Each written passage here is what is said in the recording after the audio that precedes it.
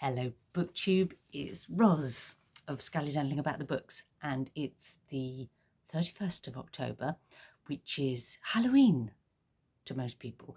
But for me, right now, it's marking the end of the happiness that is Victober.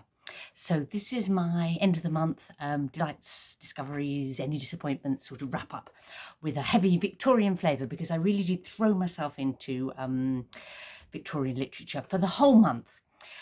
The only kind of cheating I did or adventuring elsewhere was a play by an Indigenous Canadian author, so that we could have a Zoom chat about it and for it to be ready in time to come up during Indigathon in November. But apart from that, it's been Victorian all the way, which means that I should give a huge thank to the Victober hosts, but I particularly want to thank Kate Howe this year, because honestly, the amount of Victober content, the number of videos she's put up this month, and they've been brilliant and different and varied, and I don't know how she does it, but I'm in awe.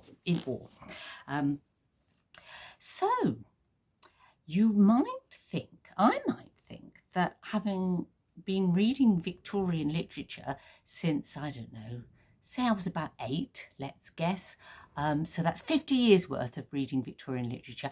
Really, there shouldn't be anything left to be a discovery, should there? Much. Really no surprises maybe, but I was wrong. Because I did make a bit of a discovery this month. And that was that I really got it all wrong about the Brownings, Elizabeth Barrett Browning and Robert Browning.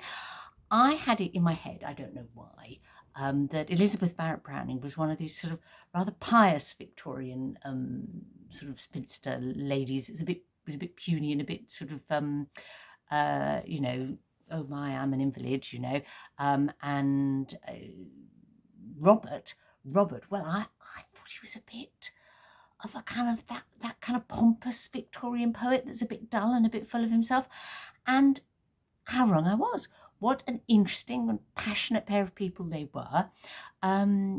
Elizabeth, quite a proto-feminist writer in her own way.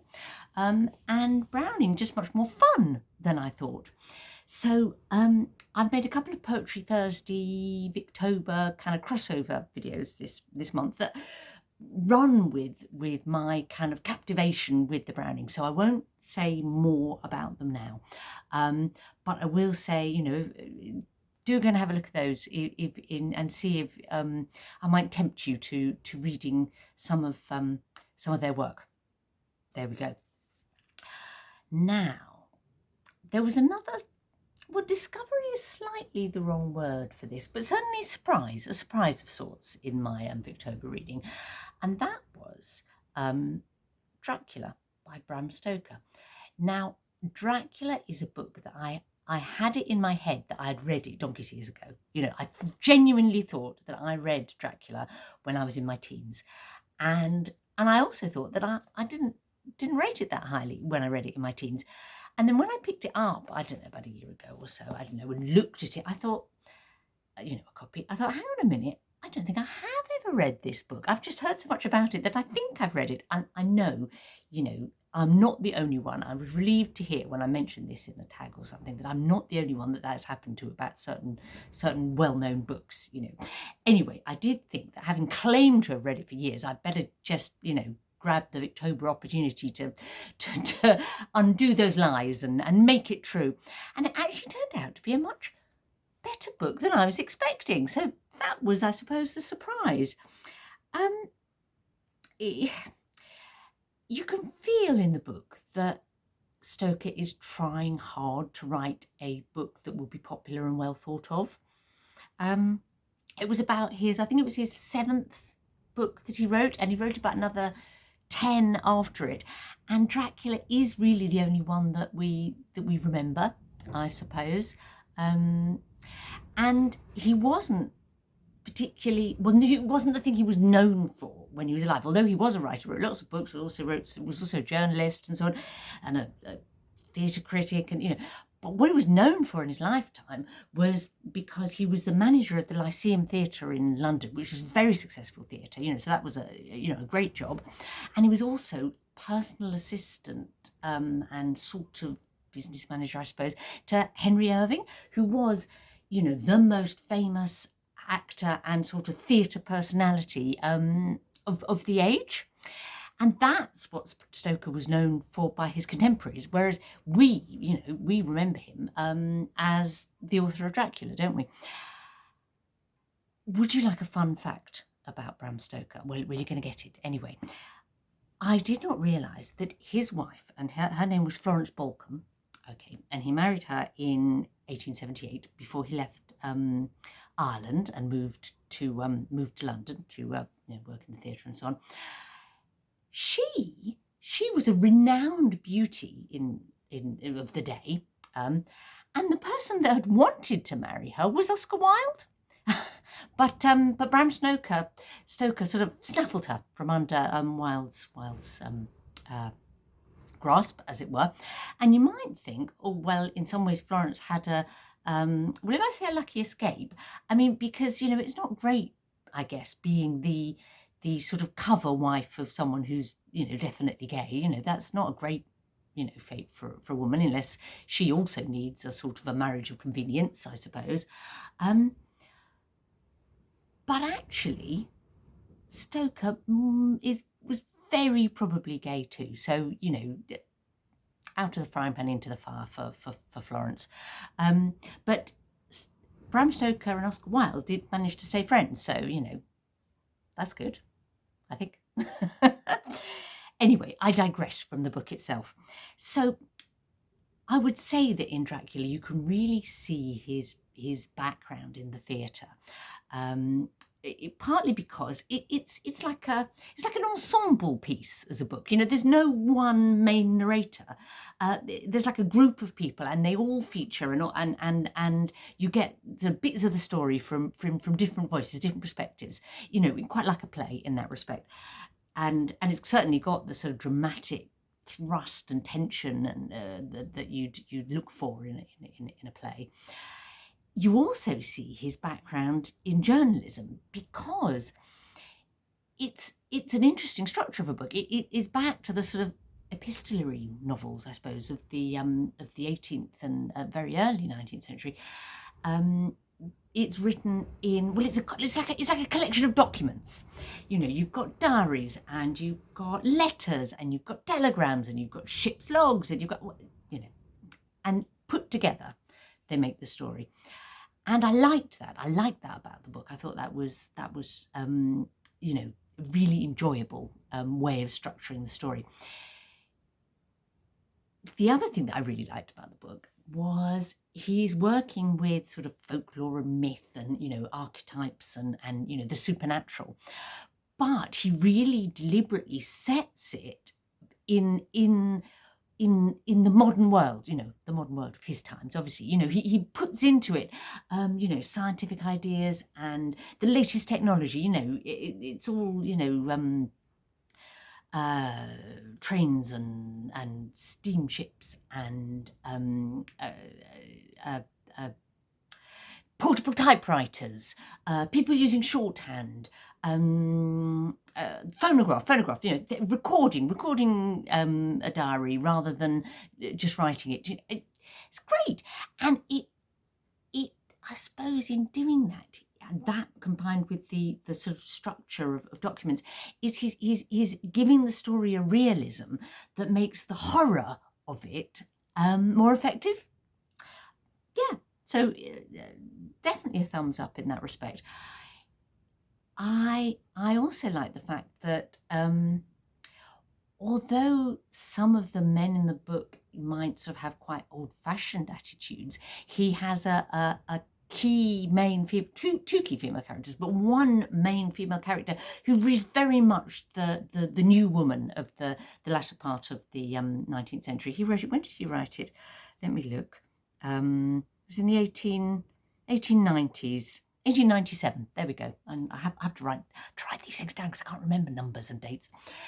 So yes, you know, that the new woman, Mina is the new woman. She refuses to be kind of constrained by the men's attitudes about how she should take part in the story. as it were, and establishes her right to be, a key active player, proactive player in the events. It's a bit too long, and the second half of the book, I think, is in some ways weaker than the first, in part because once all the characters come together, then that epistolary format becomes a bit strained, justifying why they're still writing diaries and letters and so on, when most of the time most of them are now working together. So that would be the fault of the book, I suppose, for me. But I can completely see why it has been such an incredibly influential novel. And the other thing to say about it is it's absolutely thick with sex, sexuality, sexual menace, sexual awakening. Wow. So whoever, wants to make out that the Victorians were all like really straight-laced and, didn't talk about sex, well, just read Dracula. And you will be disabused of this. I don't mean it's got, like explicit body part sex scenes, but it's just, thick, deep, riddled with, sex. At which point it makes sense to move on and say that one of the most fun bits of my Victober was reading a Victorian play about cross-dressing. Who knew? Now, to be fair, it's used more as a comic device than a sort of, identity choice. But nevertheless, it's there, and it's used in a really funny way. So that play was Charley's Aunt, which was written by Brandon Thomas, and it was a hugely successful Victorian comic play that I think it was first performed in 1892. It was a long run in the London theatre where it first went on. It was probably the most popular play of Victorian times. Tilly and I read it. We did an in-person video about it, and then sort of thinking about Victorian humour in Victorian literature, sort of in combination with it. So I'll link to that video below. And do watch it if you haven't, and you might be able to contribute to the discussion in the comments about, is Emily Bronte the most humourless author in Victorian literature? Tell me what you think. So the rest of my Victorian reading was predictably a delight, okay, because I read 3 nice, chunky, substantial novels by 3 of my favourite Victorian writers. And, that's one of the lovely things about Victober, because it feels luxurious to me to just settle down and read a Dickens or an Eliot or a Trollope or the others I didn't read this time, like, a Bronte or a Gaskell or whatever, yes, gorgeous. You're in safe hands. I'm putting myself in safe hands, and I don't have to worry. I know I'm going to enjoy it. Now, of the 3 that I read, the Dickens was perhaps, I'm not going to say disappointing, because it wasn't disappointing, but was my least wonderful. Yes, I think I'll put it that way. My least delightful. That was Hard Times, which Dickens wrote in 1854, and it's his go at writing a gritty northern industrial novel, and it's got really strong social comment in there, which is great. It's all, he's sort of drawing attention to the awful exploitative behaviour of Victorian mill owners, what it was like to be a factory hand, in the Victorian north. So that's fine. It's got a good melodramatic plot, as you'd expect with Dickens. It's got some of his delightful, entertaining, outrageous characters, which is always a pleasure. It's a bit shorter than a lot of his books. There's a strong element of satire about utilitarianism, which is obviously something he really disapproved of. It was a bit negative about trade unions, which was interesting, but yeah, that's his view, obviously. But I don't know, somehow it's just not up there with Great Expectations or Our Mutual Friend or Bleak House. And I think in part that might be because he was less comfortable with the setting. He was a southerner born and bred, and London is his milieu, or the southeast of England, Kent and Essex, and so I think he was straying out of his comfort zone, and it worked, but it wasn't his best. On the other hand, the George Eliot that I read was absolutely one of her best. I've read Daniel Deronda, and it was right up there for me as one of my favourite Eliot novels, and it's actually the last of her major novels that I hadn't yet read, so it was great to grab the chance of Victober to read that last one.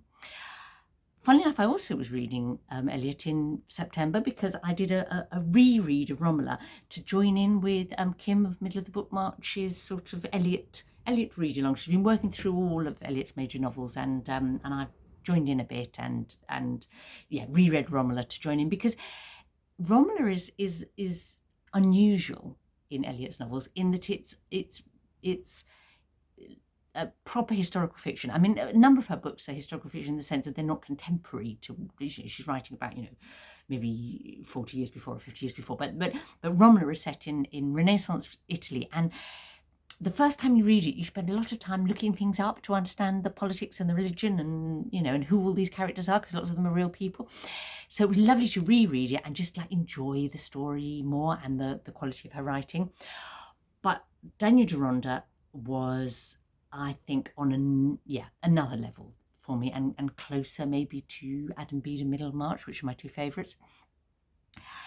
It's got that Eliot thing of combining a book of ideas and politics or philosophy, or all the serious stuff she likes to put in, with a bit of her sly humour that she often comes out in characters. She can be pious about her characters and a bit worthy, but also really funny about sort of social behaviour and so on. And it also has a sort of bona fide love story in it. So it's got all the bits that you might ask. It was her last novel, of course, and I think she's at the top of her game. It's a book. Well, the politics in the book might be a bit too. There might be a bit too much of it for some readers, I suppose. I'm going to say that up front. It's heavier on that than some people might enjoy. That wasn't a problem for me, but it's only fair to say that, I think, because what is interesting is that she steps out of her own experience very much in this book, because what she's writing about on that side of things is the Jewish experience in 19th century Europe, what the kind of almost like different ways of being Jewish at the time. Do you aim to assimilate, or do you hold true to the faith? Should you be integrating into society here, or should you be looking for some sort of restoration of a Jewish homeland? And she's actually writing about sort of proto-Zionism at a time when those ideas were very new and not fully developed. So very interesting from that point of view, and but it's balanced with a much more human story, I suppose. And interestingly, well, now I've got to be careful not to do spoilers here. Okay, but I would say the characters are the strength of Eliot's books, aren't they? But two of the characters in this book, Daniel and Myra, are almost too good, a bit irritatingly good sometimes, if you know what I mean.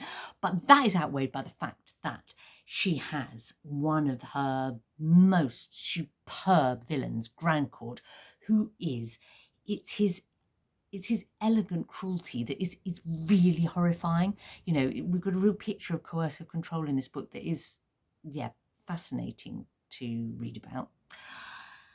Gwendolyn is my kind of heroine, in that she is flawed and complex and travels a journey, to use that awful phrase, in character development. She's very spirited, she's very intelligent, she's troubled, you know, wonderful. Now, I'm going to avoid a spoiler here, but I will say that in the last quarter of the book, we get another woman character who is one of my favourite Eliot creations, I suppose, of a woman. You know, because she likes to write about the woman question, about the new woman. Well, yeah, and more, you know, women's place, as it were. You know, and this character, that I will not say who it is so, when you think about it, really subversive, quite revolutionary, actually, to write about in a 19th century novel, and to write as a woman. You have to read the book to find out more. There you go. My third big Victorian novel that I read, though, was a Trollope. It was Anthony Trollope's Dr. Thorne, and she wrote in 1858, and it's the third of the Barsetshire Chronicles, and that was just unmitigated pleasure. You know, I don't need to do any of the qualifiers that I've done, talking about Hard Times or Dracula or Daniel Deronda. Indeed, you know, Trollope is, you know, what does he put together? He puts together place, and this was it's a rural book this time, and he really captures you know, rural society, and you know what a small world it could be in a county, I suppose. And he does a bit of politics, but you know, with a light touch. He does humor, he does melodrama, he does characters, he does romance, and there's a comforting element about, particularly I think that it's perhaps more true of the Barsetshire books than some of his other books. You know, you always know that somehow there's going to be a happy ending in this story. You don't know exactly what it's going to be, but you have faith that that's where you're going to wind up. So it's I suppose a Trollope Barsetshire book is my idea of comfort reading. And yeah, I really enjoyed it.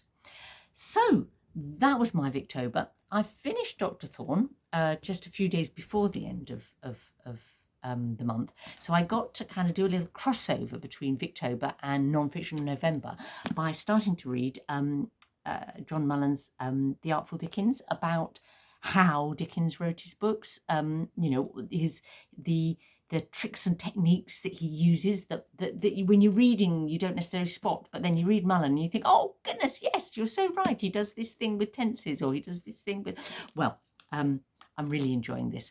So November is getting off to a great start. How was your October? Did you have a lovely October? Did you do things other than Victober, unlike me? And are you looking forward to November and the exciting things coming up?